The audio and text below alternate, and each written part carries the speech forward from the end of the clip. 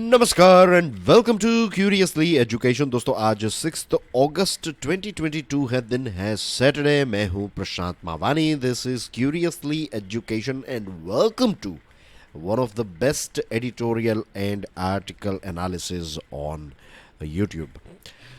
दोस्तों आज हमारे टेबल पर हैं 6 important articles, Times of India, the Hindu, Tribune, ऐसे अलग अलग न्यूज़पेपर्स के बेस्ट आर्टिकल्स जो आपकी एग्जामिनेशन के लिए इम्पोर्टेंट है, उसको यहाँ पर कवर किया जाता है। सबसे पहले हम बात करने वाले हैं एक सुपर वैक्सीन के बारे में। ये एक ऐसा आर्टिकल है जिसमें बहुत सारी इंफॉर्मेशन है, राइट। पूरी आपको एक वैक्सीन और वैक्सीनेशन की हिस्ट्री के बारे में एक ग्लिम्स मिलेगी। ऑक्सफोर्ड यूनिवर्सिटी के एक डॉक्टर ने इस आर्टिकल को लिखा है। जैसे मैंने बताया, काफ़ी सारी इंफॉर्मेशन है और काफ़ी इंटरेस्टिंग आर्टिकल है। तो पीडीएफ को डाउनलोड करने के बाद एक दो बार आपको इसको रेफ़र करना पड़ेगा। सारी चीज़ें आपको एक टाइम पर याद नहीं रहेगी। You have to revise this article ताकि आपको चीज़ें जो है वो याद रहे। कुछ नाम है, कुछ ईयर्स, ये सारी चीज़ें यहाँ पर है, लेकिन इंटरेस्टिंग है। ए फ्रेश अपॉर्चुनिटी, ये जो डेटा प्रोटेक्शन बिल सरकार ने वापस ले लिया है, उसके साथ जुड़ा हुआ टॉपिक है। फ्लड फाइटिंग इनेप्ट, तो जो फ्लड आ रहे हैं और उसको लेकर हमारी प्रिपरेशन जो है ये इनेप्ट है, यानी कि पर्याप्त नहीं है। Jammu and Kashmir vote, Tribune का ये आर्टिकल है। Let Jammu and Kashmir vote. The fifth one is sticking to commitments, ये क्लाइमेट चेंज के साथ जुड़ा हुआ है। एंड सिक्स्थ वन जो डिजिटल कॉमर्स है उसके साथ जुड़ा हुआ आर्टिकल है। द हिंदू न्यूज़पेपर का ये आर्टिकल है। तो let's start with this one, super vaccine, right. Super vaccine, यहाँ पर बॉटम लाइन ये है कि क्या कोई ऐसी वैक्सीन बनाई जा सकती है, कि एक ऐसी वैक्सीन जो अगर आप दे दो तो बहुत सारी चीज़ों से आपको प्रोटेक्ट करे। लेट्स से मंकी पॉक्स से भी प्रोटेक्ट करे और कोविड-19 से भी आपको एक ही वैक्सीन प्रोटेक्ट करे। We should work towards this sort of vaccine. रही बात मंकी पॉक्स की, तो दोस्तों 23 जुलाई को WHO ने क्या किया, वर्ल्ड हेल्थ ऑर्गेनाइजेशन ने ये जो मंकी पॉक्स है इसको public health emergency of international concern PHEIC declare कर दिया। किसको? मंकी पॉक्स को। And as we all know कि कोविड जब हुआ 2 साल के अंदर, ये दूसरा ऐसा डिजीज है। पहला कोविड था और उसके बाद ये मंकी पॉक्स, जिसको PHEIC का टैग मिला from WHO, which is a matter of concern. ये चिंता का विषय है। अब ये जो मंकी पॉक्स है उसके आउटब्रेक में भी एक पैटर्न आपको देखने को मिलेगी। 40 साल से कम की उम्र वाले जो हैं उनको ये ज़्यादा हो रहा है। उसके पीछे रीज़न ये है कि 1980 में जो स्मॉल पॉक्स है इसकी वैक्सीनेशन जो है वो बंद हो गई, क्योंकि ये नाबूद हो गया, राइट, एलिमिनेट हो गया 1980 में। तो उसके बाद जो लोग पैदा हुए तो उनको, मुझे, आपको, हम सबको ये वैक्सीनेशन जो है वो स्मॉल पॉक्स की नहीं दी गई है, बिकॉज इट वॉज इराडिकेटेड। लेकिन अब ऐसा लगता है कि ये स्मॉल पॉक्स की वैक्सीन जो मंकी पॉक्स से भी हमें बचाती है, तो इसके रोल आउट के बारे में सोचना चाहिए। और again we are talking about के एक सुपर वैक्सीन, के कैसी वैक्सीन जो सारी चीज़ों से हमें प्रोटेक्शन दे, तो क्या इस दिशा में आगे बढ़ा जा सकता है और इस दिशा में क्या क्या चीज़ें हुई है, उसके बारे में इस आर्टिकल में हमें काफ़ी सारी इंटरेस्टिंग इन्फॉर्मेशन पढ़ने को मिलती है। यहाँ पर आपको हिस्ट्री ऑफ वैक्सीनेशन जो है वो भी पढ़ने को मिलती है, जो स्मॉल पॉक्स के साथ ही जुड़ी हुई है। ये बात है 14 मई 1796 की, इंग्लैंड की बात है, जब Edward Jenner, I am sure ये नाम आपने स्कूल में सुना होगा, राइट। मॉडर्न वैक्सीनेशन जो है कहते हैं कि उसका जन्म जो है वो एडवर्ड जेनर से ही हुआ। एडवर्ड जेनर जो है उनके वहाँ पर एक मिल्क मेड आती थी, सारा नेल्मेस, और सारा नेल्मेस जो है, या फिर ये जो सारा है, तो सारा जो है वो क्योंकि मिल्क मेड थी, राइट।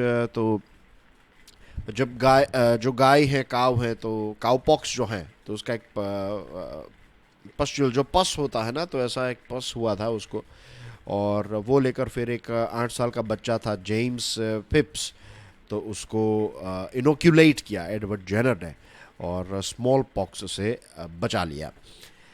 तो ये यहाँ से मॉडर्न वैक्सीनेशन जो है उसकी एक शुरुआत होती है। 14 मई 1796 है।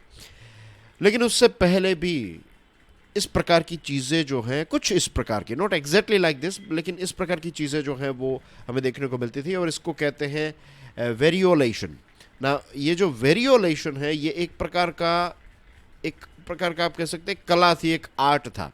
हर किसी को ये चीज़ नहीं आती थी। इंडिया, चाइना और दूसरे ऐसे एशियन देशों में ये वेरियोलेशन जो है उसको प्रैक्टिस किया जाता था। फॉर एग्जांपल, आपकी स्क्रीन पर यहाँ पर देख सकते हैं एक डॉक्टर जो है वो एक ऐसा पाइप है उसके माध्यम से इस औरत को वेरियोलेट कर रहे हैं, और उनके अंदर एक ऐसा जैसे वैक्सीन में जैसे होता है वैसे ही कि एक जो वायरस है, जो इन्फेक्शन है वो एंटर किया जाता है बॉडी में। और अगर अच्छी तरीके से वेरियोलेशन हो जाता है तो आपको प्रोटेक्शन मिल जाएगा। आप आप जैसे वैक्सीन में हमें प्रोटेक्शन मिला कोविड से, वैसे। और अगर ये वेरियोलेशन अच्छी तरीके से नहीं हुआ तो पेनफुल डिजीज भी हो सकता है और मृत्यु भी हो सकती है। तो इसका एक डेंजर था, that's why it is called कि इसको कोई ऐसा परफेक्ट नहीं कर पाया था। It was like an art. So this involved introducing a tiny amount of pus from the smallpox pustulate into the recipient's arm. अब की स्क्रीन पर ये जो महिला है, इनका नाम है लेडी मैरी वॉटली मोंटेग्यू, और ये एक इंग्लिश एरिस्टोक्रेट थी, राइटर थी, पोएट थी, और इनके जो हस्बैंड हैं ये ब्रिटिश एम्बेसडर थे टू ऑटोमन एम्पायर इन 1716। और ये जो लेडी मैरी हैं, तो उन्होंने अपने ट्रैवल्स में लिखा है कि कैसे वो टर्किश एम्बेसी लेटर्स में उन्होंने लिखा है कैसे वो यहाँ पर गई मिडल ईस्ट वाले पोर्शन में, और फिर वहाँ पर उन्होंने इस चीज़ को सीखा, ये आर्ट ऑफ वेरियोलेशन। और फिर इन्होंने 18th सेंचुरी में ब्रिटेन में आर्ट ऑफ वेरियोलेशन जो है इसको इंट्रोड्यूस किया। इसके साथ आपकी स्क्रीन पर ये जो तस्वीर है, इनका नाम है जॉन फ्यूस्टर। अब कहते हैं कि जो जेनर ने जो किया, अभी हमने बात की 14 मई की, तो उन्होंने जो किया तो दैट वाज लाइक 4 मई की। It was 4 May, isn't it? 14 May, right, 14 May 19 अब के पढ़न 1796 की जो एडवर्ड जेनर ने बात की, या फिर जो एडवर्ड जेनर के बारे में हमने बात की, तो वो जो मोमेंट था that was like a eureka moment for sure, right. लेकिन कहते हैं कि जो ग्लास्टरशायर है, इंग्लैंड का एक टाउन है, काउंटी है, तो वहाँ पर ये जॉन फ्यूस्टर जो है उन्होंने उनसे पहले 1763 में ऐसा एक क्रॉस प्रोटेक्शन डिस्कवर किया। काउपॉक्स और स्मॉल पॉक्स दोनों से हमें बचाए। इस प्रकार की वैक्सीन जो है उसको एक वैक्सीन तो नहीं कह सकते हम, लेकिन इस प्रकार की एक दवाई आप कह सकते हैं, या फिर वैक्सीन भी कह सकते हैं, तो उन्होंने एक इलाज इसका निकाला। लेकिन जेनर जो है उन्होंने इस चीज़ को समझा। Jenner is definitely very important. उन्होंने इस चीज़ को समझा कि हमें ये वैक्सीनेशन जो है इससे हम स्मॉल पॉक्स को हमेशा हमेशा के लिए ख़त्म कर पाएंगे। और 180 ईयर्स लगे, 180 ईयर्स के बाद फाइनली ये स्मॉल पॉक्स जो है वो वैक्सीनेशन से ही हमेशा हमेशा के लिए ख़त्म हो गया। For over 100 years since Jenner, smallpox vaccination went from arm to arm in humans. 100 सालों तक ये जो जेनर ने बात बताई, तो ये वैक्सीनेशन जो है वो लोगों को दी गई। 1860 में फ्रांस और इटली के साइंटिस्ट जो हैं उन्होंने इस वैक्सीन को थोड़ा और डेवलप करने की कोशिश की, और 1930s तक पहुंचते पहुंचते स्मॉल पॉक्स की वैक्सीन जो है उसका एक कॉकटेल हमें देखने को मिला जिसको वैक्सीनिया कहते हैं, राइट। जिसका ओरिजिन एंड एनिमल रिजर्वॉयर जो है वो आज तक हमें पता नहीं चला है, लेकिन ये जो वैक्सीनिया है इसने भी अपना एक इफेक्टिव रोल प्ले किया। अब क्रॉस प्रोटेक्टिव इम्यूनिटी जो है, तो वैक्सीनिया वायरस जो है वो स्मॉल पॉक्स को इराडिकेट करने में यूज़ किया गया, और इससे लाखों करोड़ों लोगों की जान जो है वो हम बचा पाए। आज के ज़माने में 2 वैक्सीन अवेलेबल हैं। Number 1 is ACAM2000। अब इसकी साइड इफ़ेक्ट अनप्लेजेंट है, लेकिन ये हमें प्रोटेक्शन प्रोवाइड करती है। और दूसरी जो है, this is widely used this days, MVA-BN। यहाँ पर MVA का मतलब है modified vaccinia Ankara. Ankara Turkey का कैपिटल है, राइट। तो मॉडर्ना, आप बेगे पार्डन, मॉडिफाइड वैक्सीन या अंकारा जो है बीएन, तो ये थर्ड जनरेशन की वैक्सीन है और इसकी सेफ्टी और सारी चीज़ें जो हैं वो काफ़ी बेटर हैं, और 3 ब्रांच जो हैं वो इसको बनाती भी हैं। अब बर्नार्ड मॉस नाम के एक सीनियर इन्वेस्टिगेटर जो है national institute of health USA के, तो उन्होंने एमवीए टेक्नोलॉजी 1990s में ऐसी डेवलप की कि इस एमवीए टेक्नोलॉजी के माध्यम से हम दूसरी वैक्सीन्स जो हैं उनको बना सके। फॉर एग्जांपल रेबीज़ जो है तो उसकी वैक्सीन जो है इसी टेक्नोलॉजी पर बनाई गई। फिर मॉस और दूसरे जो ऐसे साइंटिस्ट्स हैं उन्होंने एमवीए के माध्यम से फिर एचआईवी एड्स की भी वैक्सीन बनाने की कोशिश की। और एक रामाराव अमारा है जो प्रोफेसर हैं एटलांटा यूएसए में, Emory vaccine centre in Atlanta USA के प्रोफेसर हैं। तो उन्होंने भी 20 सालों तक इस एमवीए पर काम किया और एड्स की वैक्सीन बनाने में कोशिश की। 2007 की बात है जब ये रामाराव अमारा और मॉस जो हैं उन्होंने एक ड्यूरेबल प्रोटेक्शन क्रिएट किया। ये एचआईवी जो हम में होता है वैसे एसआईवी जो बंदरों में होता है, तो मंकी को प्रोटेक्ट किया गया by injecting this vaccine, right, जो उन्होंने बनाई। और इसी चीज़ पर अब एमवीए एचआईवी कैंडिडेट्स जो हैं उसके ऊपर भी तैयारी की जा रही है। नाउ अगर कोविड की बात करें हम, फाइनल हमारा जो पूरा सर्कल कहाँ पर ख़त्म होता है कि कैसी सुपर वैक्सीन हम बनाएं, तो 2019 में क्लिनिकल स्टडी जो है वो ये बताती है कि एमवीए और ACAM 2000 वैक्सीन जो हैं तो इससे बेटर हमें पोस्ट वैक्सीनेशन सेफ्टी जो है वो मिलती है। और MVAS तो इससे हमें कोविड से भी, मीन्स अब ट्रायल चल रही है कि कोविड से भी हमें इसका प्रोटेक्शन मिल सके। तो अब इस दिशा में हम काम कर रहे हैं, या फिर साइंटिस्ट जो हैं वो काम कर रहे हैं कि मंकी पॉक्स के साथ साथ कोविड का भी हमें प्रोटेक्शन मिल जाए। तो लेट्स होप कि ये जो टेक्नोलॉजी है एमवीए, तो इस टेक्नोलॉजी के आधार पर जो रिसर्च चल रही है तो हमें एक सिंगल वैक्सीन मिल जाए जिससे हमें 2 या फिर 2 से ज़्यादा जो सर्कुलेटिंग PHEIC है, तो एटलीस्ट ऐसे सर्कुलेटिंग PHEIC से हमें प्रोटेक्शन मिल जाए। तो आई होप बहुत सारी इन्फॉर्मेशन देखिए हमने बहुत कम समय में कवर की है, तो आई एम श्योर बहुत सारी चीज़ें शायद आपको याद ना रही हो। That's why I told you, right, कि PDF को डाउनलोड करने के बाद इसको 1-2 बार पढ़ लीजिएगा, कोई डिफ़िकल्टी नहीं है, राइट। मैंने जहाँ पर इसीलिए मैंने थोड़ी मेहनत करके जहाँ पर इमेजेस की ज़रूरत थी वहाँ पर इमेजेस भी ऐड की है, राइट। ये जॉन फ्यूस्टर की इमेज ऐड की, यहाँ पर लेडी मैरी वॉटली मोंटेग्यू की इमेज ऐड की, ताकि थोड़ी चीज़ें आप विजुअलाइज भी कर सकें। बाकी it's not that difficult at all, right. तो और अगेन एग्जामिनेशन में आपको पूछे जाए ऐसी बहुत कम चीज़ें इस आर्टिकल में हैं, लेकिन प्लीज़ डोंट इग्नोर इट। जब मैंने ये कहा है तो डोंट इग्नोर इट, इसको 1-2 बार पढ़िएगा ज़रूर और चीज़ें समझ लीजिएगा। फ्यूचर में ऐसे ही कोई MVA जो है उसके ऊपर कोई और चीज़ अगर आएगी, as far as I know ये पहली बार हम ये MVA को डिस्कस कर रहे हैं, तो फ्यूचर में अगर MVA के साथ जुड़ी हुई कोई चीज़ आएगी तो उस टाइम पर आपको ये एलियन नहीं लगना चाहिए कि ये क्या है, मुझे पता ही नहीं है बिल्कुल, यू नो। तो that's why it is important. तो take it very seriously, don't take it lightly. 1-2 बार पढ़िएगा, 10-15 मिनट्स लगेगी, उससे ज़्यादा नहीं। दोस्तों अब बात करते हैं डेटा प्रोटेक्शन बिल के बारे में। गवर्नमेंट ऑफ इंडिया ने ये डिसाइड कर लिया है, इनफैक्ट डिसाइड किया, विड्रॉ भी कर लिया है। जो पर्सनल डेटा प्रोटेक्शन बिल 2019 है इसको विड्रॉ कर लिया है।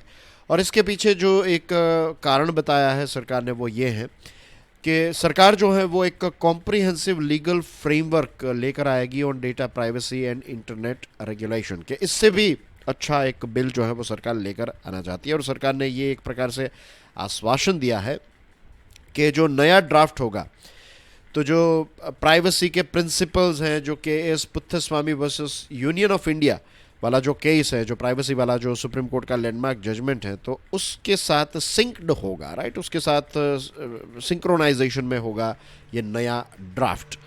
और इसी के साथ ये भी कहा है कि जो जॉइंट कमिटी ऑफ पार्लियामेंट है उसके जो रिकमेंडेशंस हैं और डिजिटल इकोसिस्टम, तो इन सारी चीज़ों के साथ भी एक सिंक्रोनाइजेशन नए ड्राफ्ट का देखने को मिलेगा।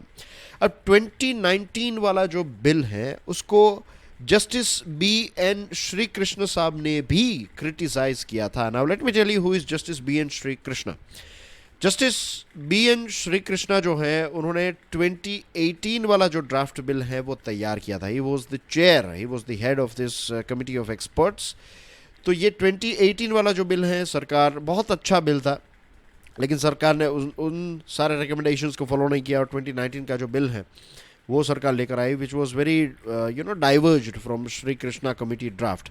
अब ये जो श्री कृष्णा कमेटी है, तो उनका जो ड्राफ्ट था उसमें यह था कि एक चेयरपर्सन और मेंबर्स जो हैं उनके सिलेक्शन के लिए एक डेटा प्रोटेक्शन अथॉरिटी होनी चाहिए, और यूनियन गवर्नमेंट जो है उनको एग्जेम्पशन जो है वो ना मिले, इन द सेंस के सरकार जब चाहे तब हमारा डेटा एक्सेस कर सके. तो ऐसी चीज़ें जो है वो नहीं होनी चाहिए, इसको लेकर कुछ प्रोटेक्शन रखे थे. 2018 draft bill allowed for judicial oversight in the selection process for the DPA. के डीपीए जो है डेटा प्रोटेक्शन अथॉरिटी, तो इसके चेयरपर्सन और मेंबर्स के सिलेक्शन में एक नज़र रहेगी, जुडिशियल ओवरसाइट रहेगी, राइट. जुडिशरी जो है वो उसके ऊपर नज़र रहेगी. 2019 वाला जो बिल है उसने क्या किया, उसने कहा कि एग्जीक्यूटिव की नज़र रहेगी, जुडिशरी की नहीं. The 2018 bill allowed for exemptions to be granted to state institutions from acquiring informed consent from data principals और to process data in the case of matters relating only to the security of the state. It also called for law to provide for parliamentary oversight and judicial approval of non-consensual access to personal data. Basically 2018 वाला जो bill था, तो उसमें यह था कि अगर कोई नेशनल सिक्योरिटी को लेकर, सिक्योरिटी ऑफ द स्टेट को लेकर कोई बात आती है, तब आप किसी का डेटा जो है वो एक्सेस कर सकते हैं, सरकार एक्सेस कर सकती है. फॉर एग्जांपल कोई टेरर अटैक होने वाला है, तो उस टाइम पर सरकार अगर डेटा एक्सेस करे तो दैट्स ओके, राइट. और उसके लिए आपको या तो पार्लियामेंट्री ओवरसाइट या तो जुडिशियल अप्रूवल की ज़रूरत रहेगी. तो it's more like check and balance यहाँ पर देखने को मिलते हैं. अब 2019 वाला जो बिल है उसमें public order, right, public order को ध्यान में रखते हुए सरकार जो है वो, गवर्नमेंट की एजेंसीज जो है वो आपका डेटा जो है, मेरा आपका सभी का डेटा जो है वो एक्सेस कर सकते हैं. पब्लिक ऑर्डर में तो उसकी डेफिनेशन बहुत ही वाइड है, राइट. इसमें कोई भी चीज़ मीन्स पब्लिक ऑर्डर के नाम पर छोटी बड़ी चीज़ों पर हमें ट्रैक किया जाएगा, सर्वेलेंस रखा जाएगा. तो this is not healthy at all. तो सरकार ने ये जो बिल जो है इसको विड्रॉ किया है. तो चलो एक बात अच्छी है कि सरकार ने इसको विड्रॉ किया है, लेकिन अब प्रश्न ये उठता है कि 2018 वाला जो ड्राफ्ट बिल है जो हॉलिस्टिक है, राइट, सिविल सोसाइटी ने भी अपना एक्सटेंसिव कंसल्टेशन के बाद ये 2018 का ड्राफ्ट बिल जो है वो तैयार किया गया था.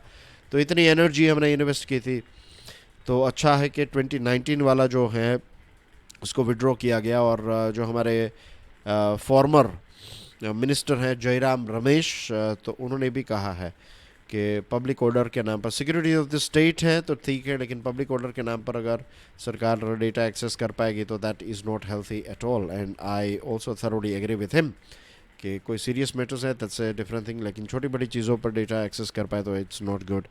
तो लेट्स होप कि सरकार ने अब इसको विड्रॉ किया है, तो सरकार जो न्यू ड्राफ्ट लेकर आएगी उसमें जो जस्टिस श्री कृष्णा कमेटी के जो रिकमेंडेशंस हैं उनको ऐड किया जाएगा, और इसके साथ साथ एक दो नई चीज़ें भी ऐड की जा सकती हैं. लेकिन चेक्स एंड बैलेंसेस जो हैं इट्स वेरी वेरी इंपॉर्टेंट. ये एक बहुत ही important, and we have to also remember this thing कि हमारे पास ऐसा कोई रोबस्ट डेटा प्राइवेसी को लेकर, डेटा प्राइवेसी और प्रोटेक्शन वाला कोई अभी रूल नहीं है. तो ये हम बहुत बड़ा नुकसान भी हमारे देश का अभी हो रहा है. अब बात करते हैं फ्लड्स के बारे में. केरला में जून जुलाई को बिलो एवरेज रेनफॉल हुआ, लेकिन अचानक से वहाँ पर धड़ाधड़ बारिश की शुरुआत हुई और सेंट्रल रीजन जो है वहाँ पर अब पानी भरने लगा है. और 2018 में जो फ्लड्स आए थे केरला में, उसकी फिर से याद आ गई कि कैसे बहुत सारे घर बर्बाद हो गए, houses, standing crops, road networks, बहुत बड़ा नुकसान हुआ था. एडमिनिस्ट्रेशन जो है वो लो लाइंग एरियाज में जो लोग रह रहे हैं, जो रिवर बैंक्स के नज़दीक रह रहे हैं, तो उनको इवैक्यूएट करने में लगा है, और एक्सेसिव वाटर को डिस्चार्ज करना, एनडीआरएफ की टीम को स्टैंड बाय पर रखा गया है. और सिर्फ केरला में नहीं, महाराष्ट्र, आसाम, मध्य प्रदेश, हिमाचल प्रदेश, इन सारी जगहों पर हमें हेवी रेनफॉल देखने को मिला है. और नेशनल इमरजेंसी रिस्पांस सेंटर ने कहा है कि 3 अगस्त तक इस साल में 1300 जितने लोगों की मृत्यु हुई है बिकॉज ऑफ फ्लड। और अनफॉर्चुनेटली फ्लड्स जो हैं वो हमारे देश में हर साल अलग अलग राज्यों में होते रहते हैं, लेकिन आज भी हमारे पास जो तैयारी है वो उतनी बेस्ट नहीं है जितनी होनी चाहिए।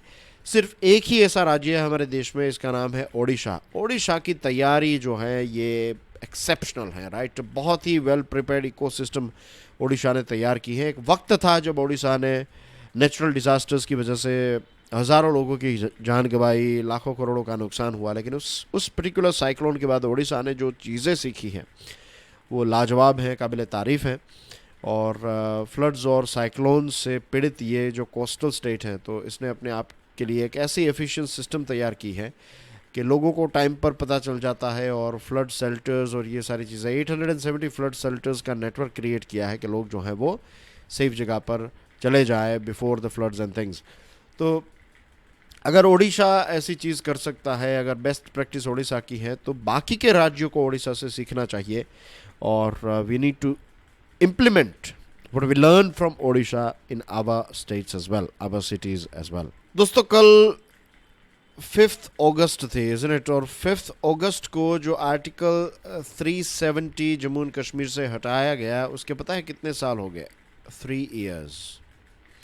टूरिज़्म और डेवलपमेंट के पॉइंट ऑफ व्यू से बात करें तो जब से ये जम्मू एंड कश्मीर वाला पोर्शन जो है वो यूनियन टेरिटरी डिक्लेयर हुआ है, तो बिज़नेस के पॉइंट ऑफ व्यू से काफ़ी फ़ायदा हुआ है, क्योंकि सेंट्रल गवर्नमेंट अब इसकी देखभाल कर रही है। लद्दाख वाला रीजन जो है उसमें भी टूरिज़्म और चीज़ें जो है, काफ़ी सारे प्रोजेक्ट्स जो हैं वो चल रहे हैं, no doubt about it at all. लेकिन आज हम बात करने वाले हैं पॉलिटिक्स के बारे में, पॉलिटी के बारे में।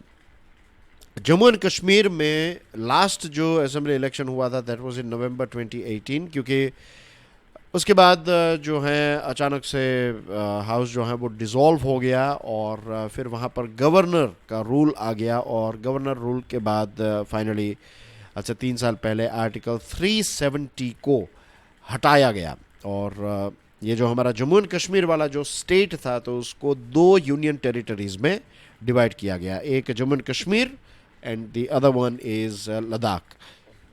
अब जम्मू एंड कश्मीर में डीलिमिटेशन कमीशन जो है वो पिछले 2 सालों से काम कर रहा था, और फाइनली इस मई महीने में डीलिमिटेशन कमीशन ने अपना इलेक्टोरल मैप जो है वो विड्रॉ किया। तो जम्मू एंड कश्मीर रीजन में 6 एडिशनल कॉन्स्टिट्यूएंसीज क्रिएट हुई हैं, और कश्मीर वाला जो पोर्शन है उसमें 1 एडिशनल कॉन्स्टिट्यूएंसी जो है वो क्रिएट की गई है। बेसिकली अगर यूनियन टेरिटरी को आपको एक स्टेट में तब्दील करना है, स्टेट इन द सेंस अगर आपको फिर से यहाँ पर चीफ मिनिस्टर और काउंसिल ऑफ मिनिस्टर और ये सारी चीज़ें चाहिए, तो for that you need to have this delimitation commission. तो कॉन्स्टिट्यूएंसीज जो हैं उसको डिज़ाइन किया जाता है, पॉपुलेशन के हिसाब से डिवीजन किया जाते हैं, ये सारी चीज़ें डीलिमिटेशन कमीशन ने अपना रिपोर्ट जो है वो सबमिट कर दिया है, राइट। अब बहुत सारे लोगों ने ये भी क्रिटिसाइज़ किया, रीजनल पार्टीज़ जो हैं, पॉलिटिकल पार्टीज़, उनका कहना यह है कि बीजेपी को फ़ायदा पहुँचे उस हिसाब से यहाँ पर सीट्स को इंक्रीज़ किया गया and things like that. But ये सारी बातें तो चलो होती रहेगी, we don't want to get into all this things. रही बात सेफ्टी की, तो देखिए टेररिज्म जो है वो थोड़ा कम हुआ है फॉर श्योर, और 690 जितने टेररिस्ट जो हैं उनको पिछले 3 सालों से हंट डाउन किया गया है। लेकिन आज भी रेडिकलाइजेशन जो है वो चल रहा है। सिक्योरिटी कंसर्न जो सबसे बड़ा है that is recruitment and targeted killings. हमने देखा कैसे पिछले कुछ समय से कश्मीरी पंडित जो हैं उनको टारगेट वहाँ पर किया जा रहा है। तो सिक्योरिटी सिचुएशन को अभी कंट्रोल में लाने की ज़रूरत है फॉर श्योर। और वहाँ के लोग जो हैं वो भी स्टेटहुड चाहते हैं। सेंट्रल गवर्नमेंट जो है वो भी यही चाहती है, क्योंकि जब आर्टिकल 370 को हटाया गया उसी दिन प्राइम मिनिस्टर नरेंद्र मोदी साहब ने जो अनाउंसमेंट किया था, तो देश को जब एड्रेस किया तब उन्होंने एक बहुत ही इंपॉर्टेंट बात बताई। उन्होंने कहा कि ये आर्टिकल 370 को हटाया गया और आज जम्मू एंड कश्मीर जो है वो यूनियन टेरिटरी है, लेकिन सेंट्रल गवर्नमेंट ये नहीं चाहती कि हमेशा ये यूनियन टेरिटरी रहे। सरकार खुद चाहती है कि ये वापस स्टेट बन जाए। तो जब मुझे लगता है जब सेंट्रल गवर्नमेंट को लगेगा कि चीज़ें जो हैं वो अभी बराबर हैं, अभी वो टाइम आ चुका, वो मैच्योरिटी आ गई है कि अब हम वहाँ पर ये एक फुल स्टेटहुड जो है जम्मू एंड कश्मीर को दिया जाना चाहिए, तब डेफिनेटली सरकार जो है वो इस चीज़ पर एक डिसीजन लेगी। और जैसे आर्टिकल 370 वाला डिसीजन लिया गया, वैसे ही वापस जम्मू एंड कश्मीर यूटी को स्टेटहुड में तब्दील किया जाएगा, and I am sure about it. ऐसा डेफिनेटली होगा, बस थोड़ा वक्त और लग सकता है। अब दोस्तों, क्लाइमेट चेंज के साथ जुड़ा हुआ एक इंटरेस्टिंग आर्टिकल है, उसके बारे में बात करते हैं। नवंबर 2022 को इजिप्ट का जो शर्म अल शेख नाम का शहर है, तो वहाँ पर COP27 की conference of parties, right, United Nations framework on climate change, UNFCC की एक COP27 यानी कि ये 27th मीटिंग जो है ये होने वाली है। और हाल ही में हमने करंट अफेयर्स में इस चीज़ को डिस्कस किया था कि यूनियन कैबिनेट ने भारत का जो नेशनली डिटरमाइंड कंट्रीब्यूशन जो है इसको अप्रूव कर दिया है।